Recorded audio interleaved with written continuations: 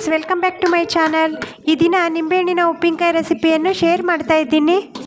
ಎಲ್ಲರೂ ಇಷ್ಟಪಡುವಂಥ ನಿಂಬೆಹಣ್ಣಿನ ಉಪ್ಪಿನಕಾಯಿ ರೆಸಿಪಿಯನ್ನು ಹೇಗೆ ಮಾಡೋದು ಅಂತ ನೋಡೋಣ ಫ್ರೆಂಡ್ಸ್.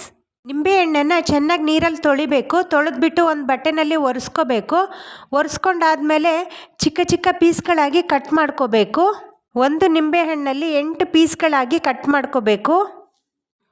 ದೊಡ್ಡ ಸ್ಪೂನ್ನಲ್ಲಿ 2 ಸ್ಪೂನ್ನಷ್ಟು ಉಪ್ಪನ್ನು ಹಾಕಬೇಕು. ಚೆನ್ನಾಗಿ ಕಲಿಸ್ಕೋಬೇಕು.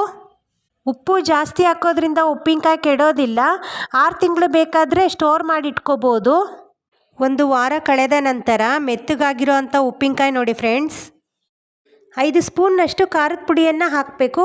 ಚೆನ್ನಾಗಿ ಕಲಿಸ್ಕೋಬೇಕು. ಖಾರದ ಪುಡಿ ಎಲ್ಲ ಕಡೆ ಹೊಂದ್ಕೋಬೇಕು. ಆ ರೀತಿ ಕಲಿಸ್ಕೋಬೇಕು. 3 ಸ್ಪೂನ್ ಸಾಸಿವೆ, 2.5 ಸ್ಪೂನ್ ಮೆಂತ್ಯ, ಹುರಿದು ಪುಡಿ ಮಾಡಿರೋ ಅಂಥ ಸಾಸಿವೆ ಮೆಂತ್ಯ ಪುಡಿಯನ್ನು ಸೇರಿಸ್ಕೋಬೇಕು. ಚೆನ್ನಾಗಿ ಕಲಿಸ್ಕೋಬೇಕು.